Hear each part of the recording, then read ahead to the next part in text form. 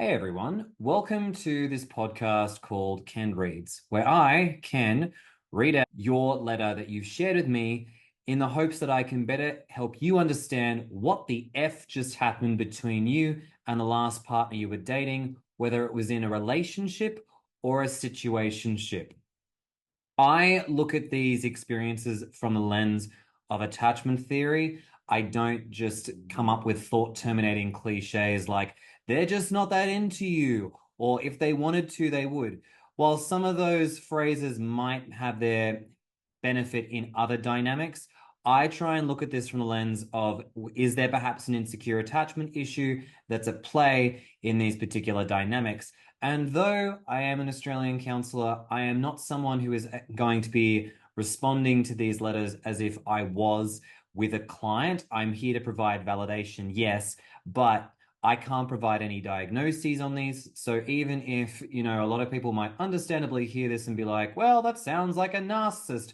At best, I'll probably say, sounds a bit narky. I probably won't go any further than that out of respect to my ethical boundaries in regards to what I can and can't do.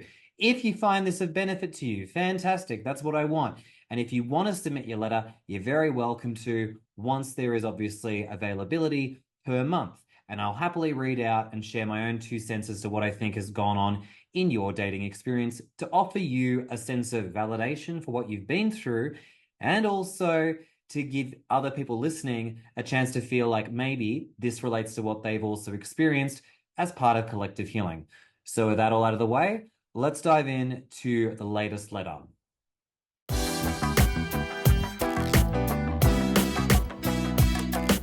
Tonight's letter comes from Emily. Emily writes, I had a devastatingly intense 5-month relationship with S. I'm going to call them Steve, just for the sake of my brain being like, yep, that's their name. Steve, who is 39 and I'm 35. We met in July 2024, and Steve left at the end of November. Interests and core values aligned perfectly. The vibes were excruciatingly harmonious. That's a very interesting combination of words. I like it. I felt I've always known him. I let him lead. It was him who pushed for closeness. For 5 months, he messaged daily, called me several times a day. He was very eager for me. Mid-October, I had very difficult times. He was by my side with incredible acts of service. Earlier the same month, he introduced me to his parents. We liked each other a lot. He'd been telling them everything about me. They always greeted me. He forwarded their greetings. Mid-November, he showed a message from his mum, full of heart emojis when we were together. He introduced me to his best friend. Okay, so he's doing a lot in a short amount of time, including, introducing you to like significant people. But it's interesting because you met in July and this is a 5-month relationship. So what are we? July, August, September, October, November. Interesting. So I'm wondering if what I predict is an avoidant blindsided breakup. A discard is coming very soon because he's really ratcheted up the significant stuff, like, introducing you to a significant friend, family. Let's keep going. Emily says that every weekend for the last 2 months, October, November, we traveled. I have a villa that needs a lot of work, and he eagerly helped. We went to his hometown, etc. The last weekend before the discard was very passionate. He said he wants to visit his parents in Sweden for Christmas and invited me. I said I do not want to intrude if he wanted time alone. He said, I do not want to be alone. I want to be with you. I bought tickets, which were 350 euros. Whoa. I also bought tickets, which were best seats for a classical concert in December after he immediately agreed to join. On Friday evening, we attended another concert, which was very romantic with sexual music. We spent whole Saturdays at his place and he offered to play PC games, which he plays a lot. He said it is great to play together. He took pictures of me on his phone for the first time after 5 months and initiated our first selfie. We saw each other Monday evening to watch movie and cuddles. He was extremely romantic. All right, before I go any further with this, I just want to say, Emily, what I find really interesting about this setup is, well, that may not have been the best choice of words, or maybe it was, Freudian slip. What I find interesting about the progression of this situationship at the moment as it's leading into what you might feel as like a relationship is, honestly, everything reads like it's actually kind of all right. Do you know what I mean? Like, I don't know if anyone else feels the same way. Like, when I'm reading on this, I'm not getting like any glaring red flags. Like, to me, I'm just like, nope, this just sounds like you two met in July. You got a lot of shared interests and values, and it feels like you're just letting that romantic energy guide you. He's leading. Nice bit of polarity there with a guy doing all the masculine things, if you will. But silliness aside, no, when I listen to this, I'm like, doesn't seem like there's any glaring red flags at the moment. I guess because I already predict where this is going, I feel like maybe I'm wondering if there was a lack of real vulnerability and emotional depth between you at certain times. Like it was all fun and games, but God forbid you talk about stress at work or, you know, what it would be like to actually be, talking about commitments, life and death.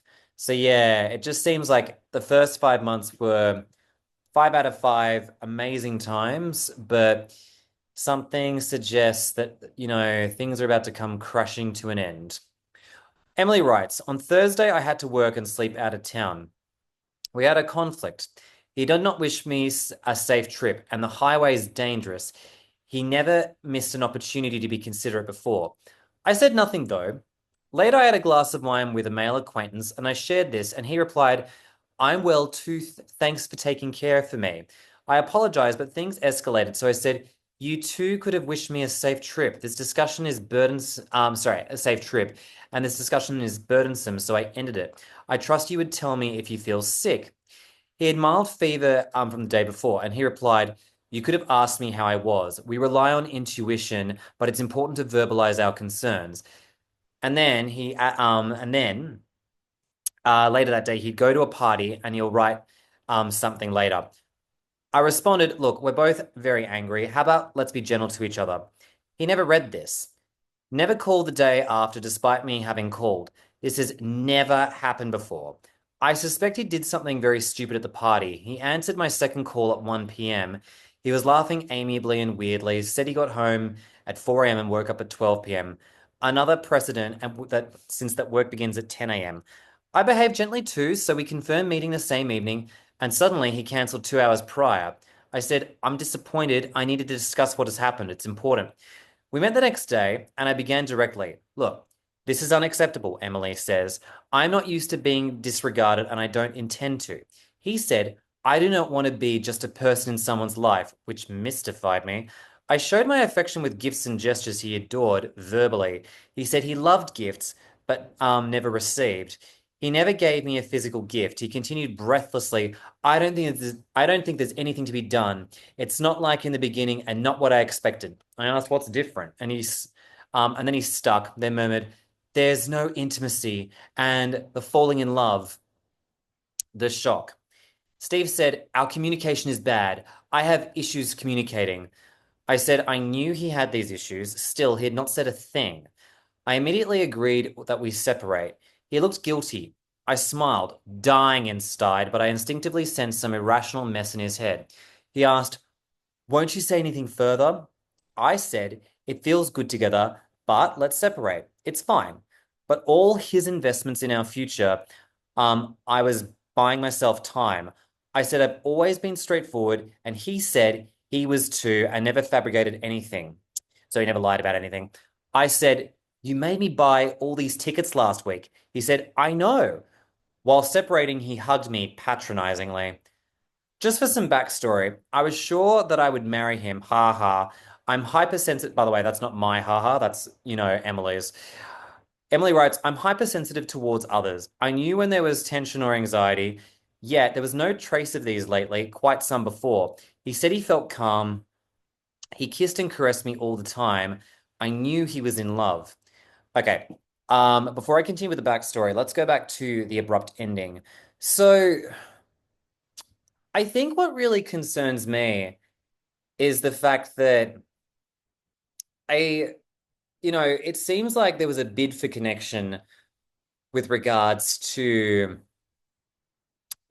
wanting to have heard from him say something like, all the best on your journey on the highway, have a safe trip. And instead, he didn't do that, and that obviously upset you, which is fair enough. And you said, okay, well, let's talk about this because this is something that really affected me, which I think is great. On one hand, Emily, I'm going to give you credit where it's due. I'm glad you voiced the fact that you were feeling, resentful about certain expectations not being met, considering that up until that point, it seems like Steve had actually been pretty consistent.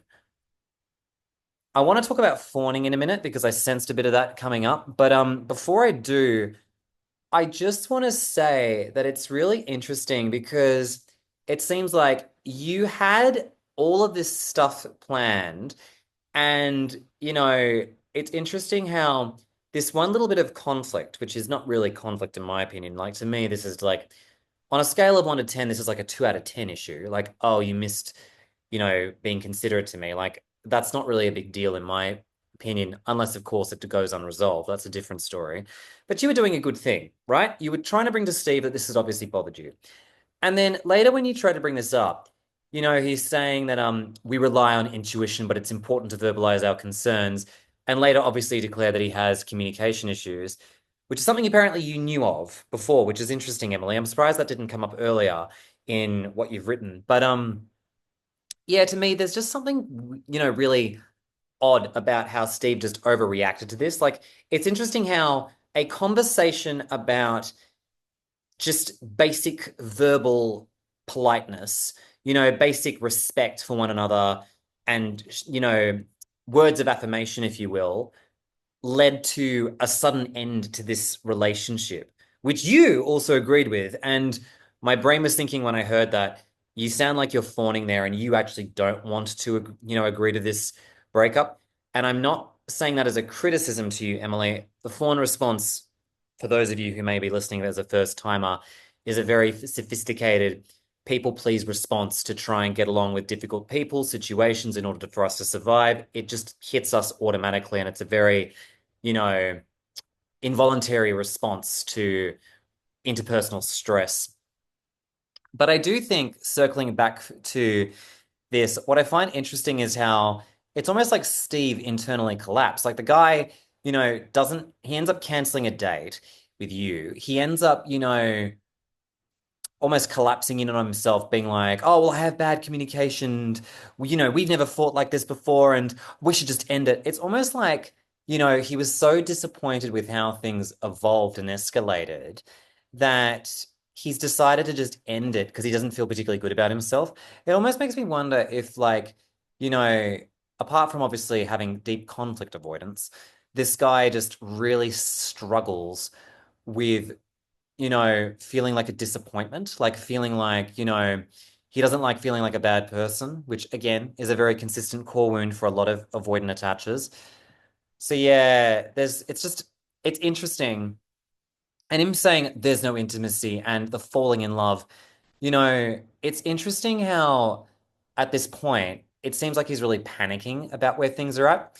I've been doing this really interesting course on relationship OCD, and part of it talks about the sympathetic and parasympathetic nervous system and how in our brains we often, like when we go into a freeze state, it can also lead us to feeling hopeless. It can lead us to feeling depressed, numb, falling out of love, and having no interest in things. And I think this is really typical for a lot of particularly dismissive avoidance when they get into their head and just start, dismantling the relationship in front of them because they think that there's nothing that they can, like, they can't deal with the stress of the situation, which is why I often find it's almost literally hopeless trying to negotiate with them to make it work because they're just so convinced in that state. Like when they're in that freeze response that there's nothing that's going to work on, like there's nothing that can be done to work on the relationship. It's like it's over, we can't deal with it. It's like such catastrophizing that goes on in their head. And I feel like Steve is just ejected from this and he's just not able to really, I feel like even though a lot of what you're dealing with in this moment is a lot of fear, Emily, I agree with your point that there's probably a lot of love there too. But I feel like, man, this guy collapsed. He just destroyed this relationship so quickly. But I will say, like, I mean, I feel like one thing that led to this, and I think this was leading to his freeze response, was the fact that he wasn't as considerate as he had been before in not wishing you, a safe trip. It makes me think already, I think the seeds were starting to be sown in his mind that this was, going to, he must have had some feelings like this isn't going to work out. It's not going to go well for us. So it makes me think, yeah, this guy was already preparing for the end. And I think if it wasn't for this conversation, there'd be something else that would have triggered this. Anyways, let's go back to your backstory. We saw each other roughly 3 days a week, and not enough for me. In October, I said I'm more passionate and sexual. He responded, I know, this will change once we become closer, I promise. If you break up with me because of this, please don't. The sex was cosmic. He said I was the only one who managed to make him experience certain things. Still, we had sex once or twice per week. I respected his boundary. The weeks before the breakup, he gradually started opening up more, offering to spend more time together with more sleepovers. Yeah, no wonder this is leading up to the breakup because the more he opened himself up to you, a lot of those protective parts of him would have activated and he would have started freaking out about, you know, increased intimacy. I kept my distance and he continued offering um, more into the relationship. Now, I protected myself, so I never said I love you because he did not say it directly. Once he said, I want you to desire me as much as I desire you. He wanted it all equal as if he was afraid to seem vulnerable. Yep. During the breakup, he claimed 3 days were enough. As in, like, the 3 days of you seeing each other was enough. Yeah. I wonder if like if you'd been together in the future, if he had actually dropped you down to like once a week or once every 2 weeks, because that's something that can happen for people who date dismissive avoidance. But yeah, something tells me that, increasing time and intimacy with you is too hard for him. Anyways, the story continues. He had tax debts. His job plagued him. The salary was very low, so he was full of existential anxiety. Ah, yes. A week before discarding, he confessed he feels bad because he wants to have more money for himself and me, that he feels half a man, especially now with Christmas. I comforted him by saying I believe in his abilities, and he said he was grateful. This is a great example of the I am not enough wound. I feel like Steve probably has some very outdated ideas of what it means to be a man. And he probably, as this point made, he hates his job. A lot of dismissive avoidance get into jobs that they don't love, but they typically go into things like finance, health, you know, healthcare, that is, like being a nurse or a doctor, typically a doctor, because they're very smart motherfuckers. Like, I got to tell you, dismissive avoidance and fearfuls, actually, I'd say, not to say that anxious people are dumb, they're certainly not, but I'd say fearfuls and dismissives who rely more on their left brain, like the more logical side, fucking smart human beings. So even if they lack the emotional intelligence side of it, they tend to, get into jobs which can be intellectually stimulating, but really lack that emotional side, which can, invigorate their passions, if you will. But again, a lot of this stuff I think speaks to a lot of unprocessed anxiety that this guy has. And it wouldn't surprise me if he also has a terrible relationship with money. I mean, it's not uncommon for people with insecure attachment to have issues with money as well, too. I speak for myself and my clients. Not that I have those issues now. Not that anyone needed to know that. But anyways, let's keep going. Um, he also admitted a cocaine addiction between 2017 and 2022 every weekend because of low self-esteem. He drinks a lot, smokes cigarettes, uh, including weed. 2 days before discarding, I said I despise drugs, and if he relapses, he should forget about me. However, I accept their part in his life journey. He said he doesn't need them. I thought the low self-esteem was gone because he seemed assertive about himself and us. He repeatedly advocated for an open communication and timely resolution of all conflict in our relationship. Okay, not your fault, Emily, but I'm going to teach everyone now about self-esteem.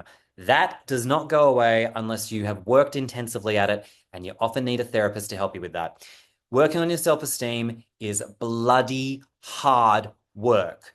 This guy sounds to me like his history is plaguing him. Even if he's not doing hardcore coke, he's obviously got other methods of navigating his stress and his anxiety through cigarettes and weed. This guy's not ready for a relationship. It's not your fault for not knowing because he probably presented himself incredibly well when you met him. But man, this guy can't cope. I wouldn't be surprised if a lot of the cigarettes and the weed is to navigate stress from work, amongst other things. But I would dare say he's probably the kind of guy who's going to stay in this job that's unfulfilling, complain about it, rely on his coping mechanisms because he's so scared to jump into a new, work situation. I feel sorry for him. Like, it really sounds like he's trapped by his anxiety. I dare say he may also be someone who's in quite a lot of denial over how much stuff he needs to work on. Anyways, during one of our first chats, he said he lost some self-respect lately, but has worked on himself and knows his triggers, what pushes him in a self-destructive phase, and what the consequences are. That he has intrusive thoughts, that he does not deserve to be happy, that he's overly self-critical, but has learned how to block these things, that he went to a therapist for several years. Later, he said, after many years, I show parts of myself to you I was afraid to show others, and I need to know I can rely on you. In October, he said he's changing with me. Still, there is a voice in my head screaming, please don't fuck me over, which I fight. That's really fascinating stuff. Okay, so I'll give Steve credit where it's due. Good on him for going to therapy. He's still got a lot of work to do, which is related to his attachment stuff. But it's interesting how, there's a part of him, and this is the stuff we learn when we're helping people with avoidant attachment who have these, relationship obsessive compulsive thoughts. He's obviously got a part of him which is basically freaking out, saying, don't hurt me. This makes me think that vulnerability for him, this is not like it's interesting because I mean, I almost would expect someone like a fearful avoidant to have that as a thought too. But usually fearfuls and disorganized usually have a repetitive run, run, run thoughts, pounding in their head. But this, it almost makes me think he's not, been treated well with vulnerability before. Makes me think he's been hurt by vulnerability and closeness. And it makes me think that, he's really scared of, getting closer to you. And that protective part of him just took over. Like, I think that when that conflict happened earlier about the whole, I need respect, in terms of like me traveling on a dangerous highway, like, I feel like, you know, what probably happened was he was looking for some confirmation that this wasn't going to work out. And so when you had that argument, which wasn't really an argument, I feel like he took that as confirmation that, you're going to hurt me, you're going to betray me, and he just nuked the relationship. I think for a lot of dismissive avoidance, even though they may not be, I know fearful avoidance have the betrayal wound and they're looking for signs that a partner's going to screw them over. I think a lot of dismissives can be hyper vigilant as well for any sign that you're going to show something like true colors, that you're going to show that you're, someone who's untrustworthy, if you will. And I think that unlike fearful avoidance who flirt with danger and are also deeply scared of rejection from someone they like, which influences their fleeing. I think a lot of dismissives too are very scared of being hurt by being vulnerable. And as you get closer and more intimate, their defensiveness definitely increases. Whilst I don't think this is every dismissive, I do think a lot of dismissives can have these, recurring thoughts. But yeah, this definitely sounds to me like that comment there says so much about what's going on. Anyways, in the past, his father left them for another woman. Steve, as a kid, found secret emails and told his mum. A violent outburst from the father followed. Then he disappeared but suddenly returned. He hit him as a child for misbehavior. That's terrible. He grew up with high expectations, along with many achievements that were expected of him. They immigrated to Sweden where Steve was 5, so they had to be on their best to survive. His parents left him back home for a year or so before taking him with them. Oh, okay, there we go. There's the neglect. He said he had a fear of abandonment and had experienced many awful things in life and school, including violence. Okay, I'm actually starting to think maybe we're dismissive leaning fearful avoidant now. Now he is extremely close with both parents and elder sister, and they phone daily, who are all amazingly successful, unlike him. He respects them enormously. He said he now discusses every decision with them. He repeated, I'm a lot like his father, intellectual, great hobbies. His mum is very understanding. He forgave his father because his mum did. She calls Steve my sunshine, and after meeting them, I realized I'm a mixture of both parents. Oh dear. Okay, I've changed my mind. I said dismissive. I'm going to say dismissive, leaning, fearful, avoidant. That would explain the copious addictions this guy's had, as well as the underachievement with regards to work, which is not to say that fearful avoidance can't be successful. They absolutely can. But I think this guy is definitely more fearful avoidant from the sounds of it now, because that explains where some of that betrayal fear was coming from. I was thinking to myself as I was saying that, I was like, that doesn't sound accurate to a dismissive all the time, but a fearful avoidant? Yeah. So this is now making a lot more sense to me. Interesting. And it sounds like his mum was probably a very, strong presence, in his life. So there's that too. I wouldn't be surprised if he resents his mum probably for not stepping in and protecting him from his dad, who's obviously physically abused him. So yeah, that's terrible. And he shouldn't be necessarily forgiving his dad if he doesn't want to. It sounds to me like there's been a pressure to conform there. So yeah, his closest friends are failures, drunks, addicts, some inadequately younger people. He lent them money and I asked, "What do you receive from these people?" And he gave no answer, only saying, "I've known them for years. I can't abandon them." Yes, okay, we are definitely in like codependency land as well too here, because it sounds to me like he likes feeling needed by people and he tends to hang out with people who are at a, similar self-esteem to him, which is sad. Oh, Steve, I feel sorry for you. I feel sorry for you too, Emily, by the way. It's not fair what you've been through as well, because it sounds like you're someone with a lot of, you sound like someone who's a bit of a go-getter, a very confident person. You've really wanted to make this work. But man, this guy, his self-esteem is just in the same location as, where all of his friends are at, which is just sad. Anyways, until the end, he was extremely passionate. There are countless incredible, protective, and intimate gestures from him. He said his meals have never been more delicious than when prepared for me because of how he put love in each of these meals. He acknowledged my needs, appeared ready to resolve conflict, but was quite reactive. I had to approach him first, shared what he is doing, where he was. He repeated he missed me and needed my caress. One day before discarding me, he said, "I'm beautiful, intelligent, and I have a lot of sex appeal." The evening before, he said, "Give me your affection quickly." He said he forgets everything with me, feels calm, and the sex is amazing. 2 days later, during the breakup, he said, "This is all true and I attract him immensely, but it is not enough." I never asked what enough is. I let him go despite me being intoxicated from love. Yeah, and I think that's not the only thing. Like, I think there's definitely some fawning going on there too.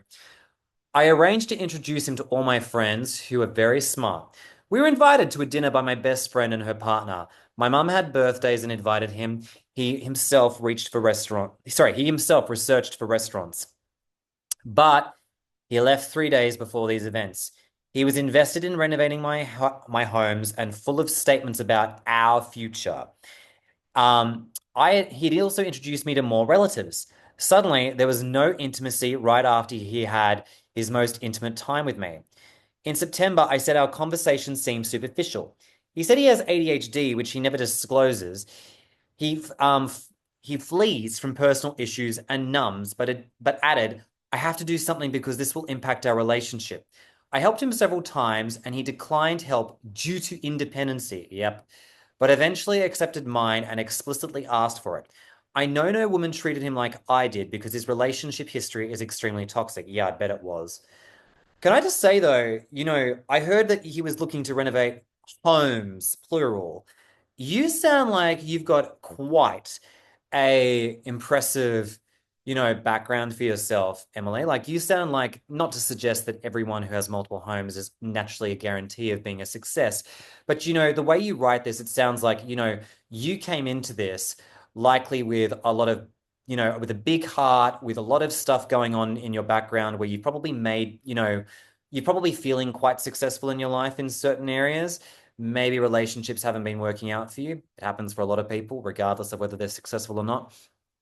But I could imagine you probably went into this thinking, I can really help this guy with his self-esteem and, help him you know, to grow and to develop. Maybe you didn't, but I'm really sensing, you've got really big success vibes to you in terms of like being a go-getter and being a bit of a mover and a shaker, which is great, but not with this guy.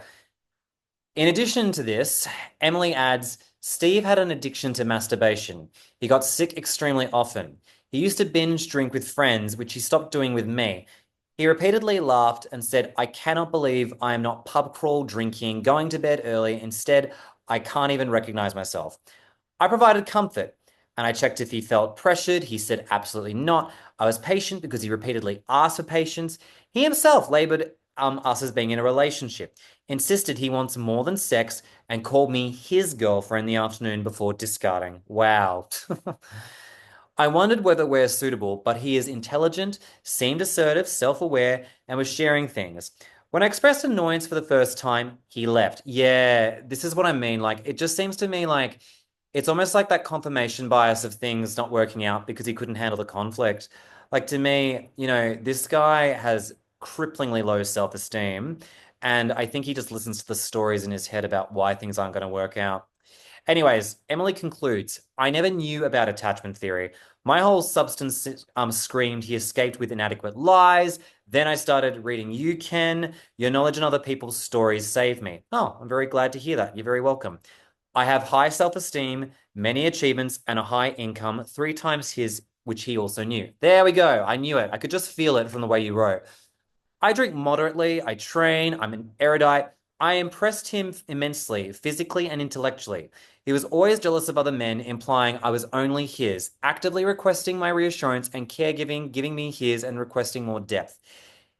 Okay, before we move on to the questions, I just want to say I trust all of that, Emily, but there is one thing that I'm hearing did not show up in all of that, which is emotional connectivity, meaning that even though obviously you both connected emotionally, I'm not denying that, it just makes me think that this guy's emotionally unavailable. Like Steve is so emotionally unavailable. And I think that it's interesting how you plucked out these very, qualities of things that you liked about him, right? His intellect, his assertiveness, being self-aware, but not necessarily his emotional availability. Now, granted, a lot of fearful avoidance and some dismissives can seem vulnerable and also emotionally available at the start when you're dating. However, this is a guy who struggles with communication. He said so. He has multiple addiction issues, obviously suppressing his emotional stuff. I would strongly recommend definitely looking for more emotionally available people going forward because this ain't it.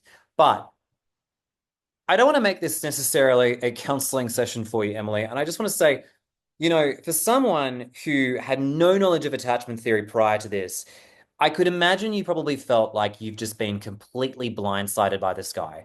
This is so unfair, right? Like everything was leading up to a really good culmination of like, we're now doing this, we're finally getting into a relationship. And I could understand, like back in the day, I would have thought, oh, people can change their vices if they really love someone. They can change their addictions. They can, improve their self-esteem. You went into this, with the knowledge you had, and I think you did a fabulous job of, doing the best you could given the circumstances, right? And you seem like someone who was looking for a match. And he seemed to, Steve seemed like on the surface, like at first, he would be a great match for you and you could support him. And he could support you, especially with your properties as well, too. However, he's got a lot of gaping holes, and he was very good at covering those up. And if I were you, if I saw a profile of a guy like this, I'd say, Emily, not for you. He's a lovely guy. He deserves a lot of love, but he needs a lot more work in therapy to be, dating someone like you. Anyways, Emily asks, is it possible to be such a dedicated lover, yet, I'm just trying to read this, yet to blindside you are out of love and leave so abruptly? Um, so are you saying, is it possible to be both someone who's a dedicated lover, then go and then immediately jump that and say, I'm out of love and I don't love you anymore and leave abruptly?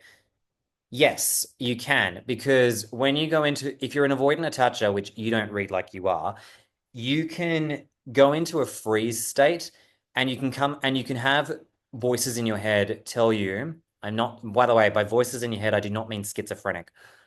He could have like voices in his head from inner critics from these parts of him that are very avoidant, which say things like, maybe you just don't love Emily. Maybe you just aren't attracted to her. And that becomes like the psychological gateway to get out of a relationship. And he might be using that as a rationalization and also using that to provide language to what's going on inside of him. Like many fearful avoidants and dismissives who go into a freeze state often believe a lot of the narratives they tell themselves about why this isn't working. You ask, does he realize he broke up lying? Oh, yeah. Like a lot of these people do, even if they rationalize it to themselves. One day he kisses my hands, calling me princess. The next he's been saying he's been buying himself time. What is wrong with him? I think in this particular case, it's a real, demonstration of both his fondness for you, and also him trying to push his fears away. But I think also part of him was probably looking for a getaway. It's not because you were bad with him. It sounds like the complete opposite. It sounds like he was freaking out because he didn't think he was good enough for you. And lastly, did he get scared I'll abandon him, so he left first? I think that's part of the reason. I think he just didn't think that he was good enough for you. But I think the biggest fear was that you were going to hurt him, you were going to betray him and upset him. And even though you didn't do that, he overreacted over that conflict that you had, which wasn't, again, major conflict. And he used that to justify his escape. So, yeah, Emily, I'm going to round it here. I'm really sorry you've been through this. This is terrible. I'm sorry for Steve because he sounds like a lovely guy, but it just sounds like he's got so much work he needs to do on himself. He certainly needs to work on a lot of things. When you asked like what's wrong with him, I was going to say, not to sound judgmental, but he's got a lot of things that he needs to work on. A lot of it attachment related. Anyways, thank you for sending this through. To anyone who's interested in submitting a letter, I've got 2 slots left available. If you want to send them, because we've just taken the submission page down, feel free to just, email me on my email address at kenreedcounselling@gmail.com, and I'll send you an invoice for the letter. It's 125 Australian dollars to be read out. And yeah, thank you very much for participating in this Ken Reads recording.